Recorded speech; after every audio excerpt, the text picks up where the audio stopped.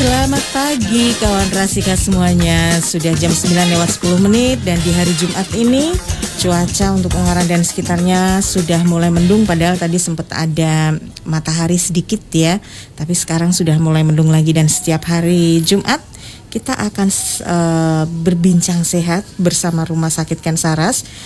Dan untuk hari ini kita membahas tentang HIV. Karena memang HIV ini memang tidak bisa hilang ya, tidak bisa hilang dari muka bumi. Dan yang sudah bergabung bersama saya ada Mas Narendra Aji Wicaksana. Ini adalah seorang konselor dari VCT, juga petugas pendukung ODA, dan aktif berkecimpung di HIV itu sejak tahun 2017. Wow, sudah lama sekali.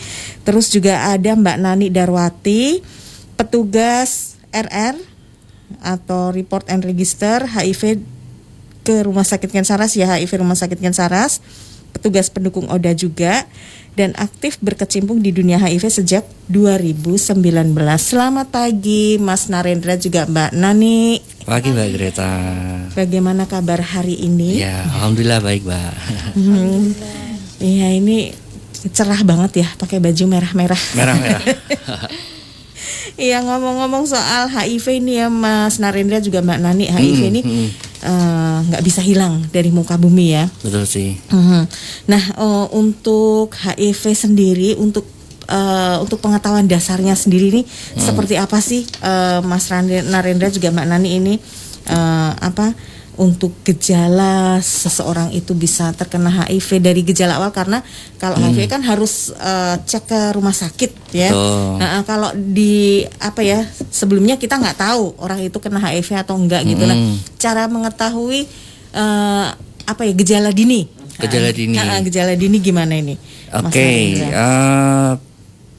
sebenarnya kita ketika terinfeksi HIV itu nggak tahu Mbak Gre kapan dan tanda gejalanya yang khas itu mau seperti apa itu nggak jelas. Karena muncul tanda gejala itu kalau kita sudah berbicara ke stadium ketiga atau kedua. Stadium ketiga dua. Betul. Ya? Jadi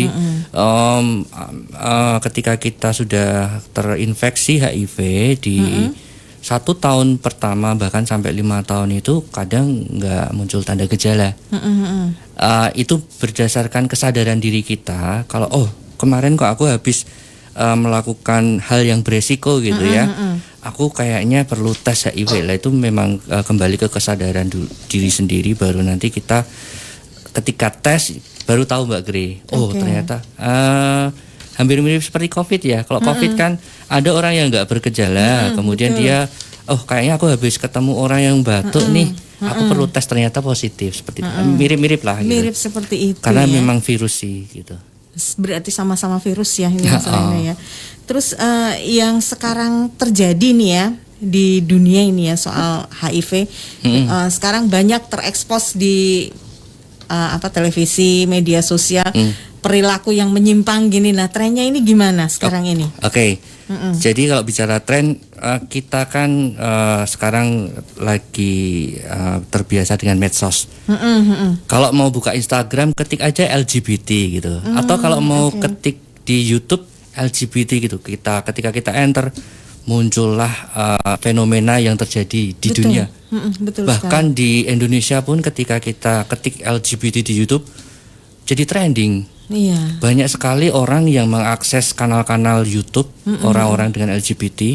Bahkan ketika kita melihat itu juga banyak yang akhirnya bikin komunitas. Betul. Dan akhirnya mengekspos kehidupan mereka ya. Iya, kayaknya pengen mengaktualisasi diri deh mereka di Indonesia gitu loh. Itu sih trennya di dunia sekarang. LGBT baru berkibar kayaknya. Iya, saya kalau buka YouTube itu banyak banget yang akhirnya memberanikan diri ya sekarang ya, lebih berani untuk ini loh saya gitu menunjukkan ya. Nah, selain dari LGBT itu, apakah ada masyarakat yang riskan terkena HIV ini, Mas? Oke, kalau dari kita namakan populasi kunci Mbak Gre. Jadi ada populasi kunci itu wanita pekerja seks. Kita agak sedikit sarus-sarus sedikit gak apa ya. Tapi memang HIV kalau bahas ya memang kayak gitu. LGBT kalau kita sebut di HIV itu LSL Mbak, laki-laki seks dengan laki-laki. Kemudian ada TG atau transgender. Kemudian ada pengguna narkoba suntik. Kemudian juga ada ibu hamil.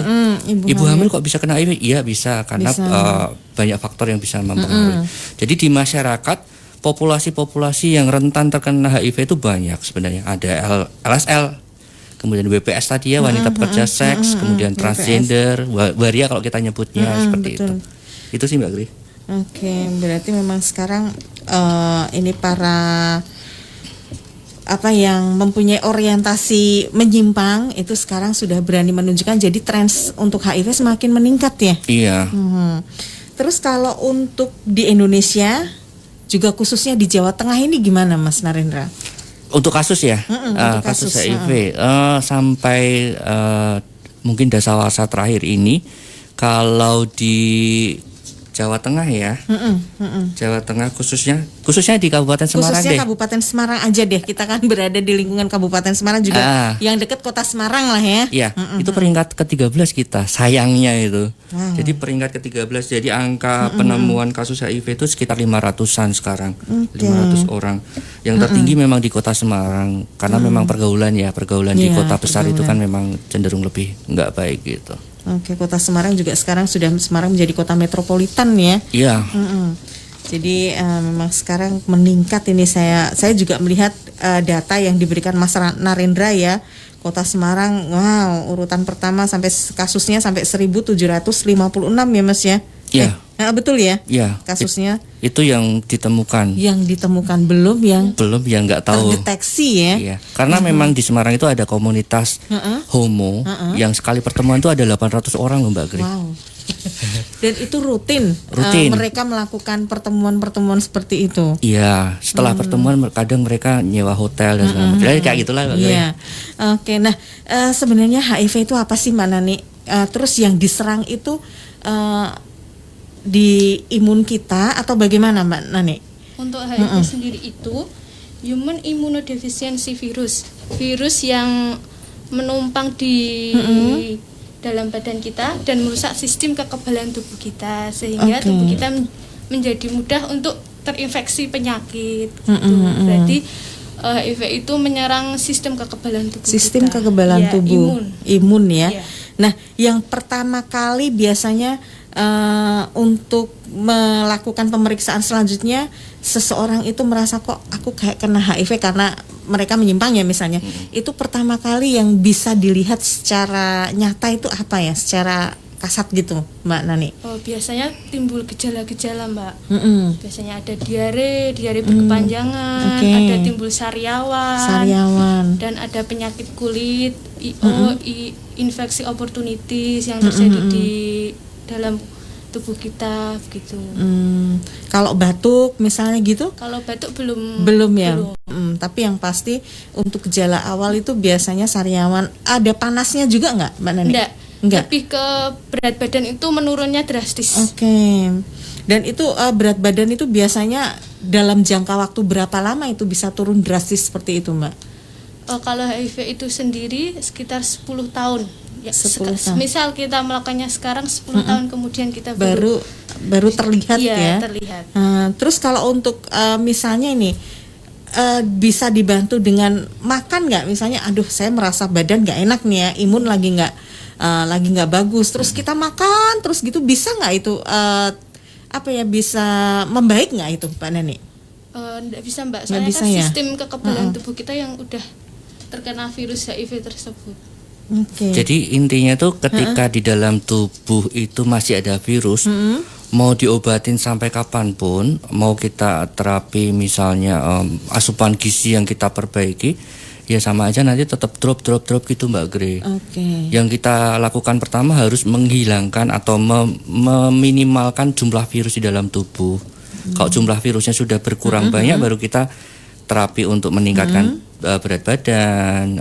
Nanti kalau misalnya ada sariawan, kita obati sariawannya seperti itu. Itu sih Mbak Gri. Nah kalau untuk HIV sendiri ini bisa sembuh nggak sih sebenarnya? Kalau saat sampai saat ini belum ya. Iya.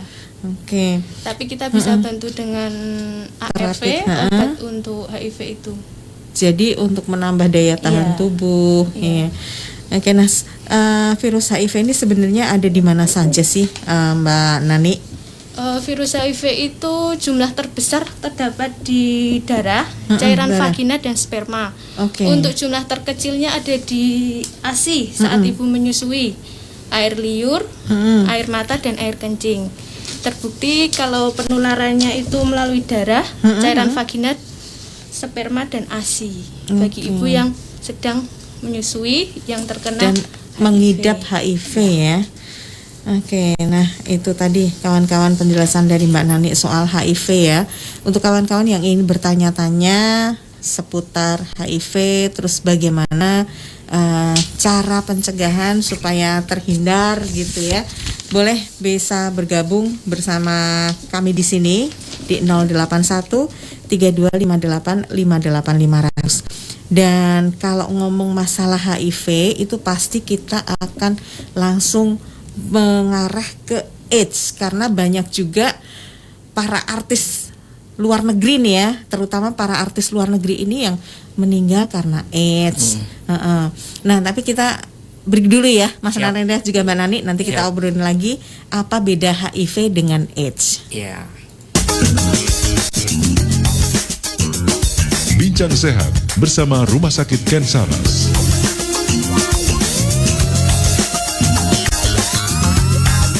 Bersama murid-muridku adalah keseharianku. Membimbing mereka, membuat mereka tersenyum. Assalamualaikum, Kak. Waalaikumsalam. Kulit Kakak lembut dan wangi. Bisa aja kamu. Makanya kau salim selalu lama ya. Iya. Dan meski seharian di luar, aku selalu merasakan kesegaran. Karena ada Givija Perfume Beauty Body Wash yang menemani saat mandiku. Wangi segar buah tin. Dan kelembutan buah zaitun merawat dan menyegarkan kulitku, membuatku tetap refresh kapan saja, bahkan saat tertutup hijab. Kalau udah gede, aku juga mau kayak Kakak. Refresh terus. Selama yang baik-baik selalu ada di hati, pasti bisa kok. Siap, Kak. Givija Perfume Beauty Body Wash baru, hijab body wash pertama dengan parfum buah tin dan kelembutan zaitun. Refresh body and mind. Ada yang bar sop juga. Aduh, lapar. Haus juga nih. Kamu minum apa sih? Enak, ini Olala Jelly Drink. Aku mau nyobain, please. Nih, cobain serunya minuman jelly baru, Olala Jelly Drink. Wow, enak.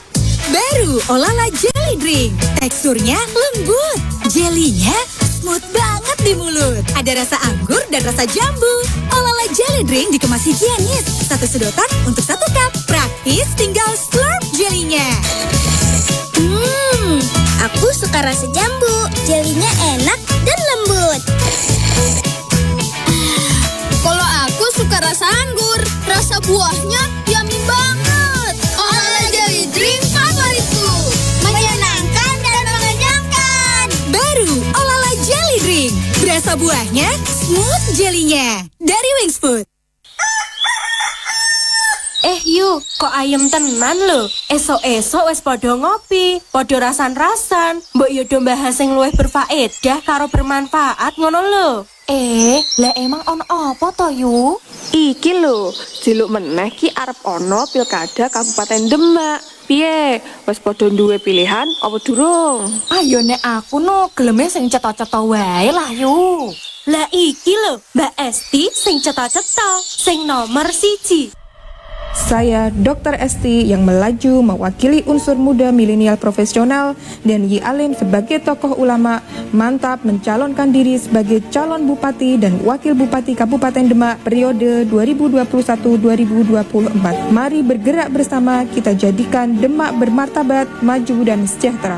Ojo lali tanggal 9 Desember coblos nomor 1. Sesarengan nyawiji kanggo Demak luweh aji.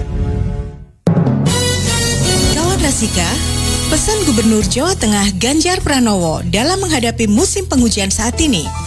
Sedulur-sedulur warga Jawa Tengah dimanapun berada, musim hujan telah tiba dan fenomena La Nina diperkirakan akan meningkatkan potensi bencana banjir dan longsor. Atas itu semua, saya mengajak kita semua, ayo bersama-sama kita gotong royong, tanam pohon sebanyak-banyaknya, buat sumur resapan dan lubang biopori di sekitar rumah kita. Jangan buang sampah dan limbah ke sungai. Jika daerah aliran sungai kita lestari, maka mimpi daulat pangan, ketahanan air, dan tangguh bencana bagi masyarakat Jawa Tengah bukanlah sekedar mimpi. Salam Das Lestari. Rakyat Jawa Tengah sejahtera. Disampaikan oleh Dinas Lingkungan Hidup dan Kehutanan Provinsi Jawa Tengah. Assalamualaikum warahmatullahi wabarakatuh. Seluruh warga Demak yang kami hormati, kami Mugi Hebat memohon kepada seluruh masyarakat Kabupaten Demak untuk memberi kesempatan kepada kami mengabdi dan menjadi pelayan seluruh masyarakat Kabupaten Demak, baik itu di bidang ekonomi dengan ketersediaan pupuk untuk petani, dengan ketersediaan UMKM untuk para swasta kecil, untuk buruh, di bidang pendidikan dengan memberikan beasiswa kepada anak-anak yang tidak mampu, di bidang kesehatan dengan memberikan pelayanan kesehatan yang mudah bagi masyarakat, di bidang keagamaan untuk kembali mengembalikan marwah Demak sebagai kota wali yang sebenar-benarnya kota wali. Untuk itu, jangan lupa dukung kami tanggal 9 Desember 2020. Coblos nomor 2, Mugi Hebat. Assalamualaikum warahmatullahi wabarakatuh. Bincang Sehat bersama Rumah Sakit Ken Saras.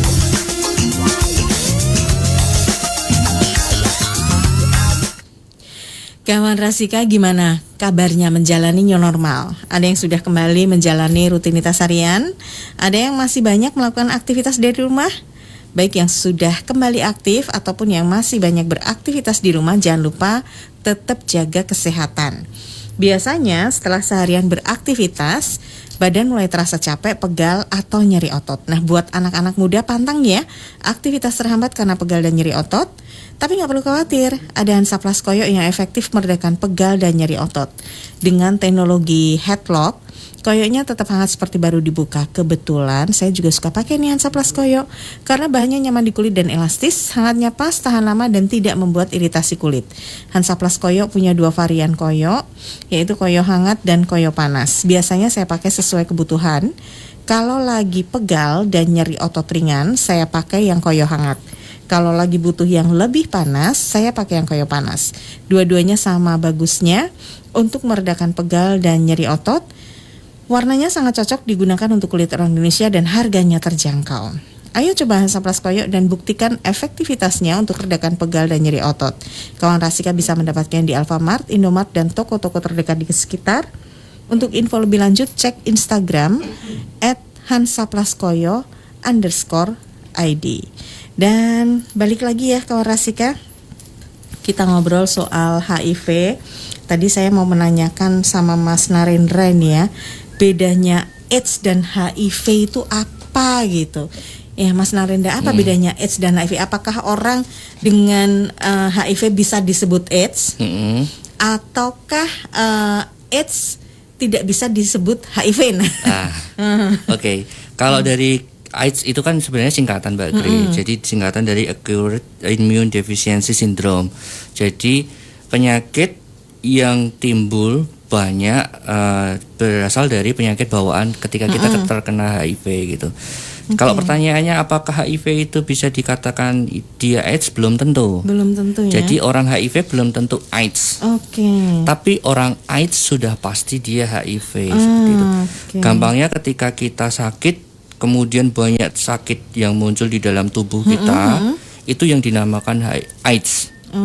Jadi kalau sudah kurus, kemudian diare berkepanjangan, kemudian ada sakit TBC, banyak sariawannya, itu yang dinamakan stadium AIDS. Orang itu sudah AIDS. Ketika sudah AIDS itu ya penanganannya jauh lebih sulit sih kalau menurut saya gitu. Berarti berbagai macam penyakit yang sudah kumpul jadi satu gitu ya kalau AIDS itu ya. Iya. Mas Narendra, itu berarti sudah butuh apa ya, perawatan yang lebih ekstra berarti ya. Nah, kalau untuk para ODA ini, apakah ada komunitas yang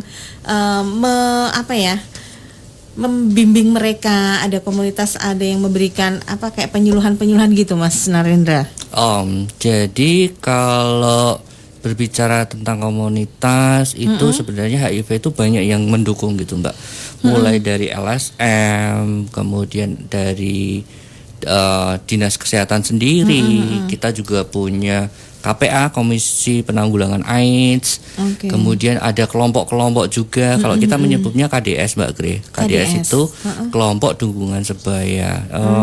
Itu komunitas-komunitas yang kalau ada orang, misalnya aku ini Mbak Gre, aku kena HIV gitu ya. Sebenarnya aku nggak perlu berkecil hati, loh aku kok HIV, takutnya nanti seperti apa. Sebenarnya kita tuh punya orang-orang yang merangkul banyak sekali gitu. Oke, nah kalau untuk komunitasnya sendiri gimana ini, Mbak Nani? Bagaimana ODA di dalam komunitas itu? Karena sekarang ini kan memang saat ini yang ada di dalam masyarakat ya, stigma untuk masyarakat, kalau orang kena HIV jangan didekati, itu pasti akan menular gitu. Nah, stigmanya itu seperti ini kan harusnya dihilangkan ya harusnya. Nah, gimana ini Mbak Nani? Stigma kan akan muncul. Namun bagaimana cara kita untuk meyakinkan pasangan, keluarga, dan masyarakat sekitar untuk menjauhi penyakitnya, jangan orangnya. Jangan orangnya ya. Yang dijauhi penyakitnya, orangnya jangan. Kita rangkul ODA tersebut. Gitu. Karena kan orang awam ini pasti takut, aduh nanti kalau salaman kita kena gitu.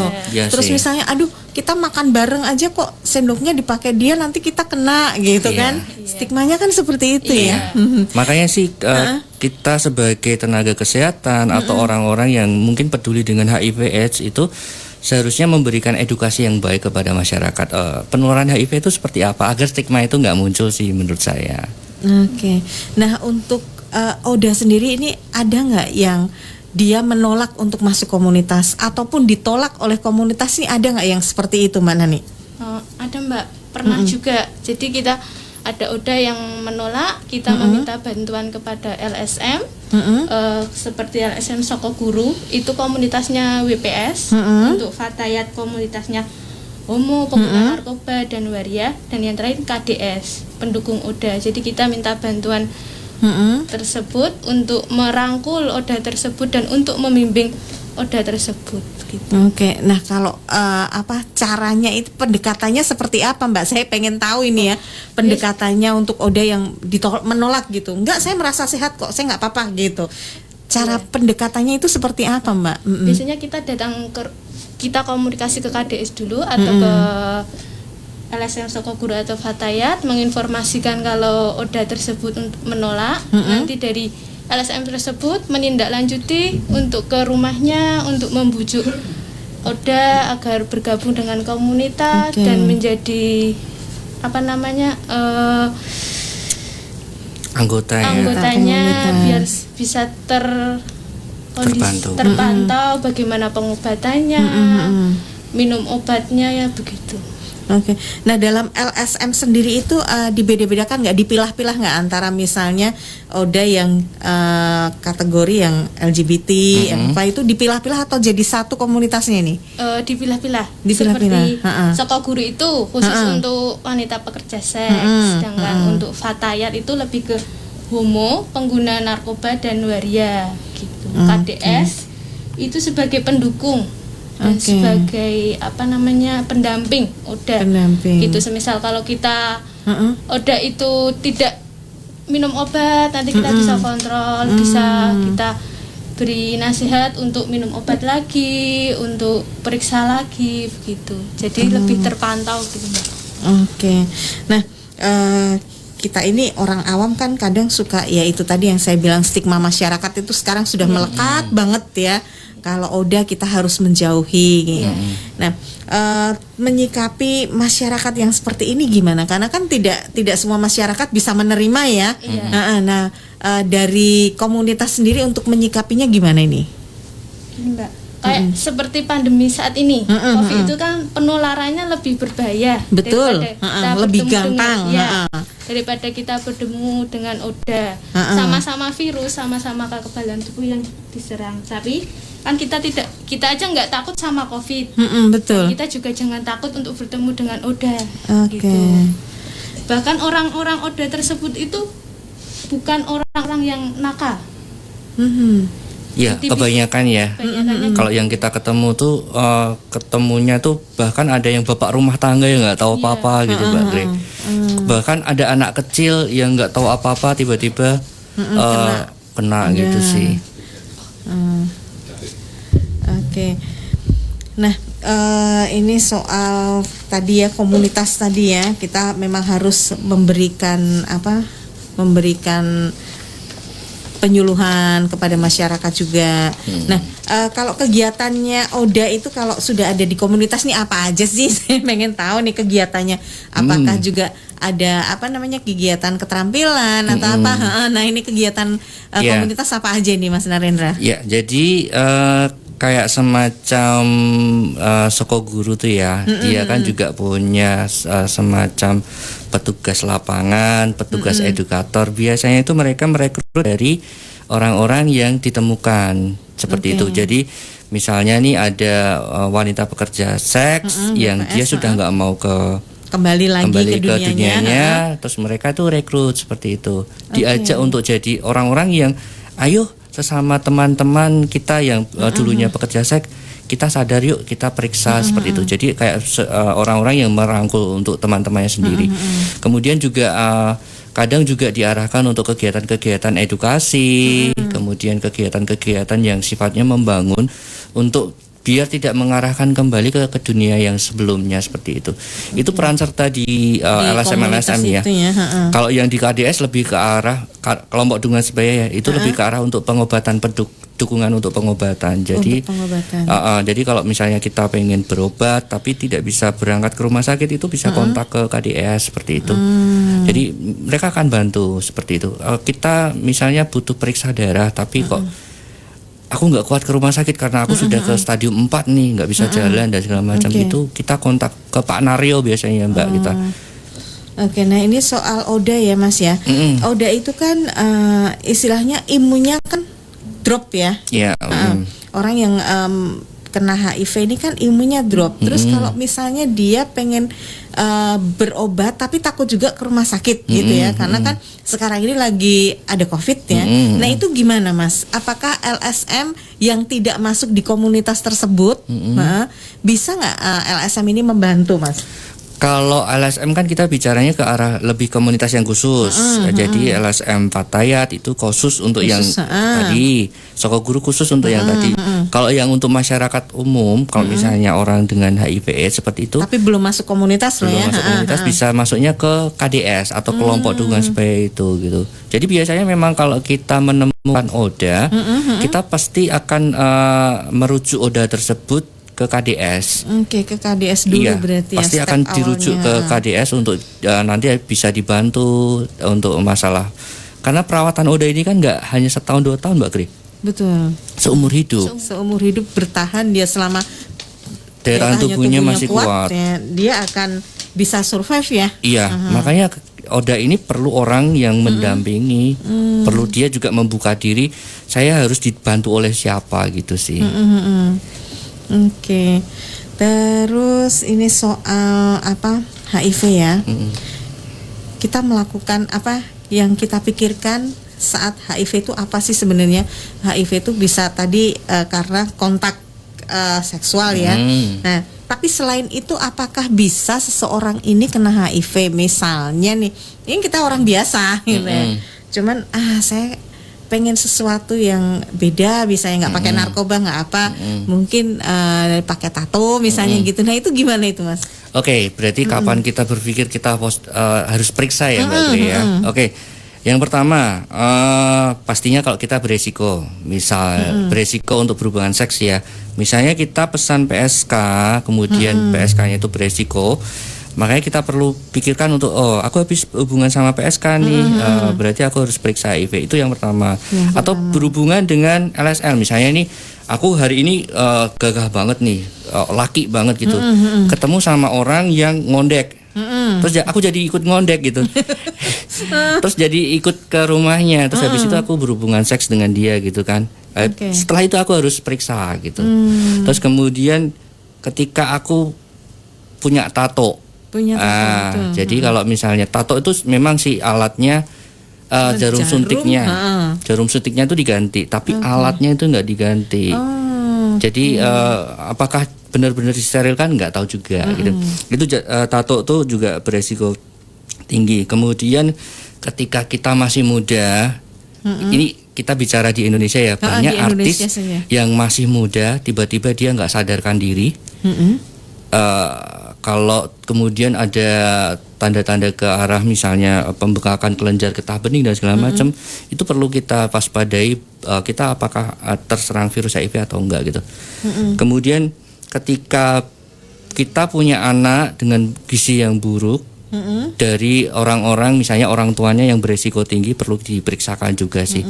Dan yang terakhir mungkin ketika kita mempunyai tanda gejala yang khas, yaitu sariawan, sakit kulit, kemudian diare yang nggak berhenti, diarenya itu nggak normal Mbak Gre. Kalau kita diare paling 3 hari ya, paling lama seminggu. Kalau orang dengan HIV itu bisa sebulan. Bisa sebulan diare terus gitu. Nggak sembuh-sembuh. Itu yang perlu kita curigai. Oh, aku kok diare lama banget. Mungkinkah aku ke arah HIV gitu? Pikirkannya seperti itu sih. Jadi sariawan juga ini nggak bisa langsung sembuh. Kalau kita kan sariawan diobatin apa? 3 hari hilang, seminggu hilang gitu. Nah kalau untuk ODA ini sariawannya nggak sembuh-sembuh gitu juga? Nggak sembuh-sembuh karena pertahanan tubuh di mulut itu nggak ada.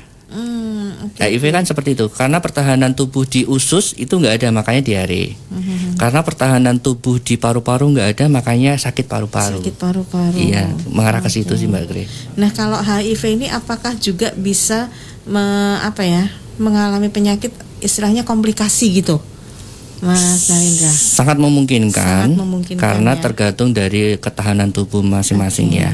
Jadi kalau misalnya orang dengan sakit hipertensi atau sakit diabetes, kemudian dia terkena HIV, kan nggak ada pertahanan tubuhnya, makanya diabetesnya nanti jadi semakin parah, hipertensinya semakin parah seperti itu. Nah untuk para ODA ini ya, kalau setelah AIDS itu biasanya mereka memerlukan apa sih Mas Narendra? Iya, kalau secara pelayanan di dunia HIV/AIDS kan dibagi 2 ya. Ada pemeriksaan itu kami ini Mbak Nani sama saya ini ya. Ini kami melakukan pemeriksaan untuk menjaring semua semua pasien yang HIV positif. Dan juga ada pelayanan yang kedua yaitu pengobatan. Jadi kalau pengobatan di HIV itu khasnya seperti ini Mbak Gre. Dia ada dukungan. Tidak semua orang itu bisa memberikan dukungan. Contohnya nih, ODA-nya nggak bisa jalan ke rumah sakit, kita memberikan dukungan untuk mengarahkan, berarti untuk menjemput bola. Itu namanya dukungan. Juga perawatan, kita memberikan perawatan kepada pasien. Misalnya ada sakit sariawan, kita rawat sakitnya, ada segala macam. Dan pengobatan nggak ada yang lain sih, cuma ada obat HIV, ARV itu sih. Jadi kalau ODA yang sudah orang yang sudah kena HIV harus ngapain ya? Harus itu tadi, perawatan. Menerima dukungan dan pengobatan. Itu sih Mbak Gre. Nah di komunitas sendiri nih ya, ada nggak sih Mas yang ngeyel gitu? Misalnya kita sudah memberikan penyuluhan, misalnya ini kita harus begini, tapi ada yang ngeyel gitu, ada nggak? Banyak banget Mbak Gre. Terus cara menyikapinya gimana nih mereka yang ngeyel nih? Iya. Ke 1 tahun 2 tahun pertama itu saya masih bisa handle ya. Iya, handle. Kemudian kita kolaborasi dengan LSM maupun KDS seperti itu untuk masuk ke komunitasnya lagi, memberikan pengertian yang baik dan segala macam gitu. Tapi kadang ada juga yang akhirnya gimana ya? Karena kita kan mengajak mereka, kok diajak gak mau, akhirnya kan kesel Mbak gitu. Tapi sampai saat ini sih teman-teman di komunitas maupun kami yang di layanan tidak pernah berhenti untuk mengajak mereka yang beresiko untuk tetap harus, kalau kalian beresiko periksalah ke rumah sakit gitu sih. Jadi kalau sampai saat ini kalau yang ngeyel-ngeyel gitu ya kita terima ngeyelnya. Setelah itu masuk lagi kita gitu. Nggak ada hentinya. Terus masuk lagi, ngeyel lagi, ya udah terima lagi, masuk lagi gitu. Jadi memang harus butuh kesabaran ekstra ya. Karena kan banyak juga ini yang masuk komen pasti ada yang ngeyel. Enggak, saya nggak pengen diginiin gitu. Pasti begitu ya. Oke, nanti kita ngobrol dilanjutkan lagi, dan untuk kawan-kawan yang ingin bertanya boleh, karena ada sesi tanya jawab juga. Langsung saja ke 081 3258 58 500. Bincang Sehat bersama Rumah Sakit Ken Saras.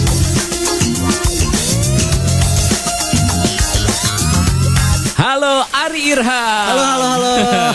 Sesi tanya jawabnya kita mulai ya. Ayo. Dengar-dengar ada yang lagi happening nih. Ada dong, gue lagi suka banget sama kopi yang ini. Rasanya happening banget. Oh, yang lagi banyak diminum orang-orang itu. Bukan, yang ini New Hits Solegits. What? Ngegigit?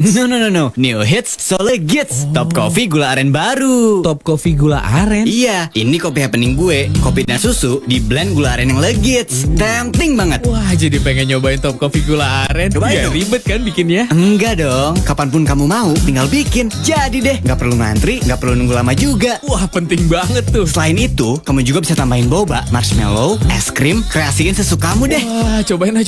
Cobain dong, ayo. Wih, happening banget rasanya. Gimana? Enak kan? Ini enak kan? sih, enak. Tunggu. Kok jadi gue yang interview ya? Iya juga ya. Top coffee gula aren baru. Kopinya ngehits, gula arennya legits. Mau ngehits? Try it. Dari Wings Food. Kak, wah, gokil. Gue harus retake berkali-kali, bikin gak asik. Yoriko, syuting lu gimana? Duh, scene gue padat banget nih, capek banget.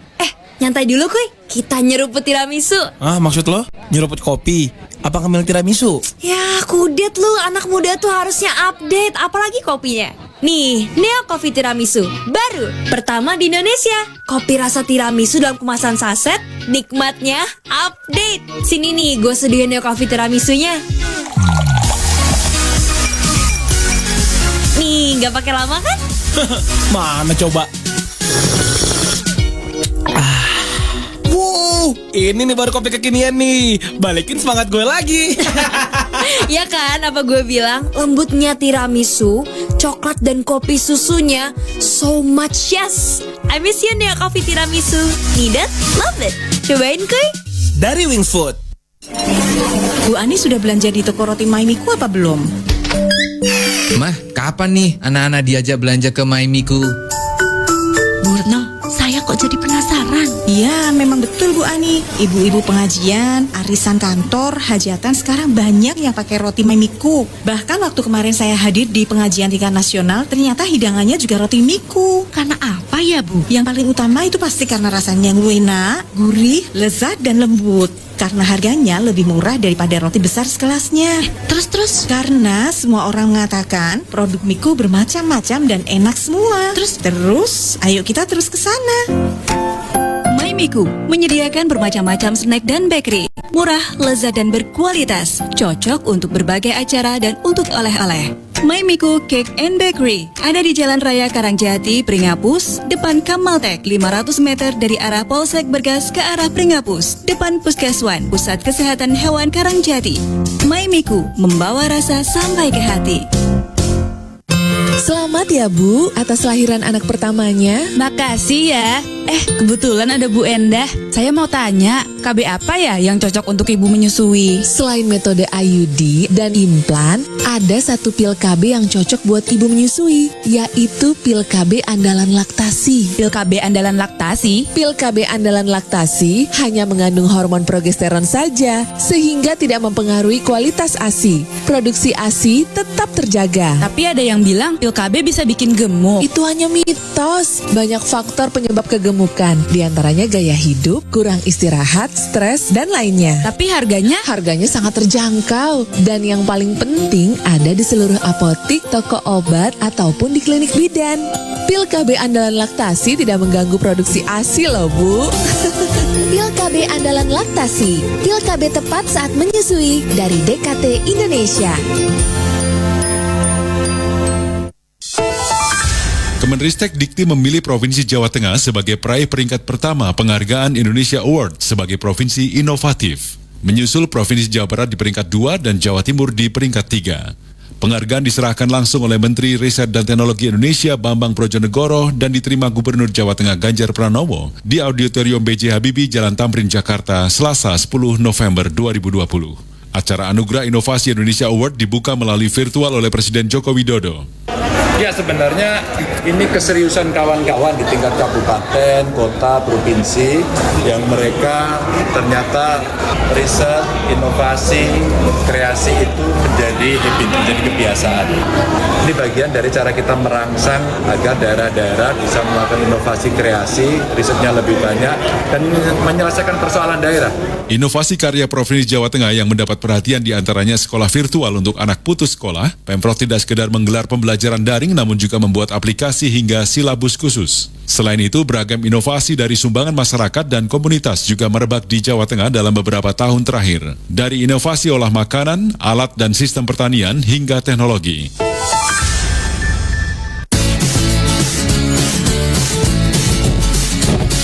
Udah seminggu lebih nih work from home. Kapan ini musim virus kelarnya? Sabar aja. Sekarang yang paling penting kita sama-sama putusin rantai penyebaran virus corona. Terapin gerakan Love Your Family More yuk. Gimana caranya? Love Your Family More artinya kita tuh lebih menyayangi keluarga dengan cara-cara kayak gini nih.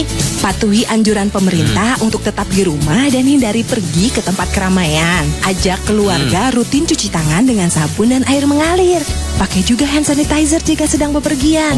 Dan jangan lupa, mandi minimal 2 kali sehari. Wah, kalau itu sih harus. Rutin berjemur di pagi hari dan olahraga teratur. Perkuat daya tahan tubuh dengan pola makan sehat. Dan istirahat cukup. Setuju. Yuk, stay clean and love your family more. Pesan kepedulian ini dipersembahkan oleh Nuvo. Nuvo datang, kuman pergi. Wingscare. Ada apa, Pak? Ada rame-rame di rumahnya Pak Slamet. Katanya kedatangan tim P2TL. Yuk, kita ke sana yuk.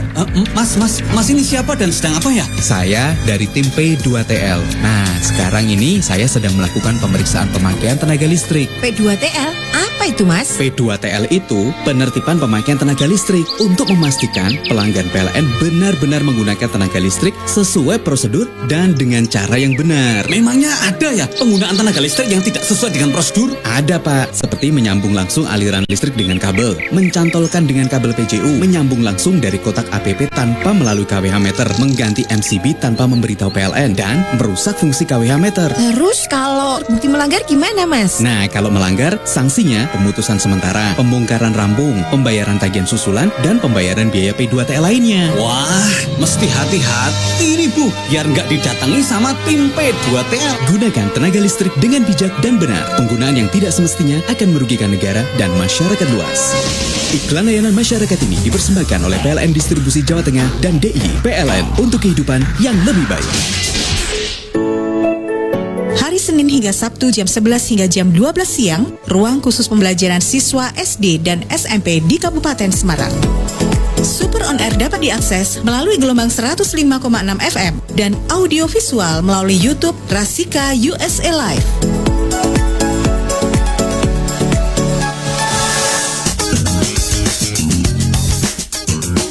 Bincang Sehat bersama Rumah Sakit Ken Saras.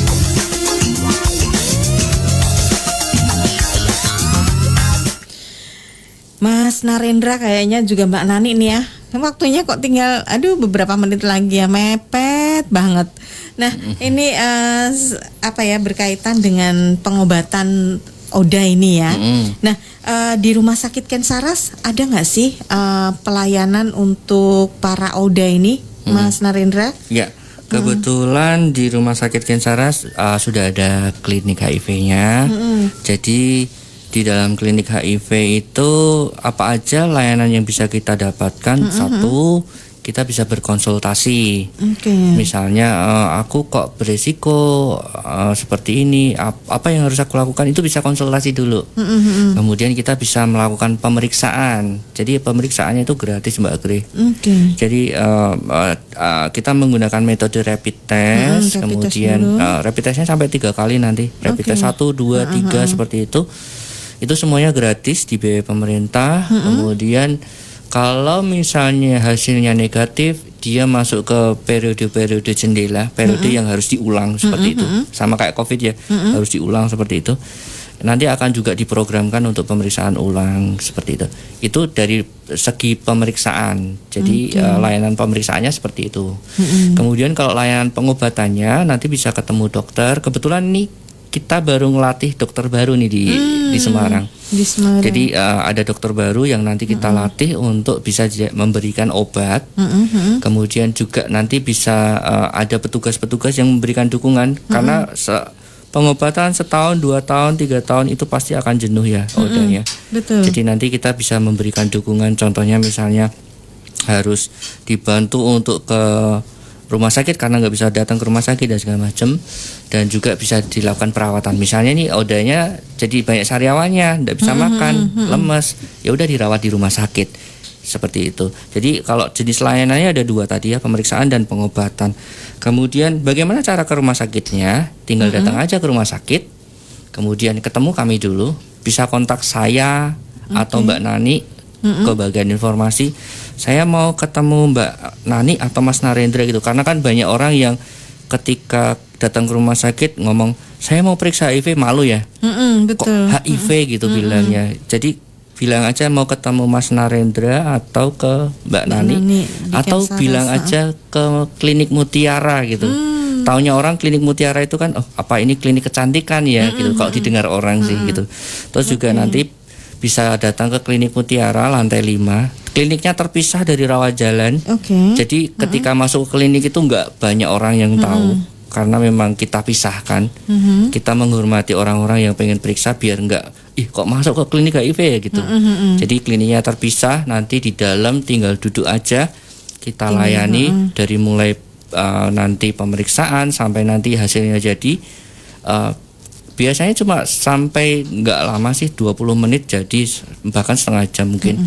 Jadi teman-teman bisa langsung lihat hasilnya seperti itu. Itu sih Mbak Kri layanannya. Iya, ini sebentar. Ada info dari Pak Agung. Sebentar saya buka dulu. Selamat pagi Pak Agung. Pagi Mbak Grita. Iya, pagi juga. TL ngesrep dari arah bawah dan dari atas tersendat ya. Merambat, ada laka. Kalau dari bawah sebelum TL ngesrep sudah ada petugas, sudah ditangani. Sun.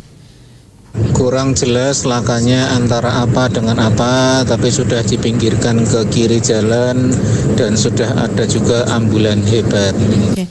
Terima kasih Pak Agung infonya. Ini di Ngesrep ya, kalau Rasika ada laka. Tepatnya di Ruko itu ya. Mulai dari sekitaran Ruko ini ada sedikit ketersendatan.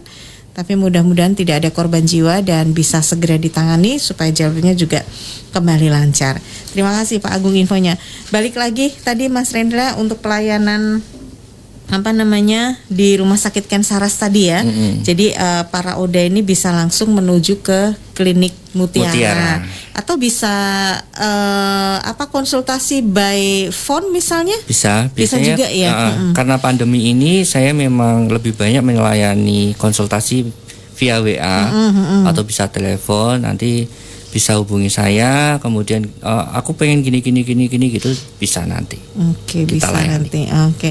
Nah, ini sebelum kita pamitan nih, ada pesan-pesan nggak Mbak Nani juga Mas Narendra untuk masyarakat ini? Ada Mbak. Gimana Mbak Nani? Biar kita nggak tertular HIV, saya mempunyai cara jitu.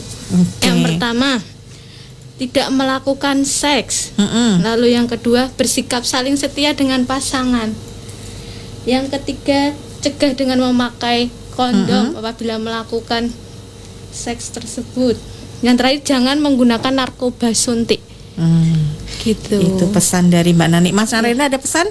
Nambah dikit mungkin ya. Jadi kalau dulu waktu aku kecil itu kayaknya tabu ya. Masih SMA kok sudah berhubungan seks gitu. Betul. Kalau sekarang di dunia sekarang saya ketemu anak SMA yang melakukan hubungan seks, nggak masalah kalau saya. Udah nggak tabu. Tapi pesan saya gini ke anak SMA, kan saya juga punya pasien-pasien yang SMA nih. Yang SMA. Kamu boleh sih hubungan seks ML sama pasanganmu, tapi kamu ya harus aman gitu. Pakailah kondom gitu. Terus kalau misalnya memang pun kamu harus perilakumu menyimpang, kamu kok suka sesama jenis, nggak masalah aku. Kamu punya pasangan pacar cowok gitu ya, nggak masalah, silahkan. Tapi kamu harus aman gitu. Dan aku ngasih tahu, ini loh efek-efeknya kalau kamu nggak aman. Risikonya seperti apa? Iya. Gitu. Terus juga kita pesan ke semua masyarakat, jauhi itu penyakitnya, bukan odanya. Bukan orangnya. Karena mereka juga butuh bantuan kita. Oke, Mas Narendra juga Mbak Nani, terima kasih untuk waktunya. Sama-sama. Kita jadi semakin tahu bahwa kita tidak boleh menjauhi orangnya, tapi kita harus menjauhi penyakitnya. Dan Mbak Nani, Mas Narendra, selamat bertugas kembali. Kawan Rasika, tetap ya mendengarkan Rasika selalu.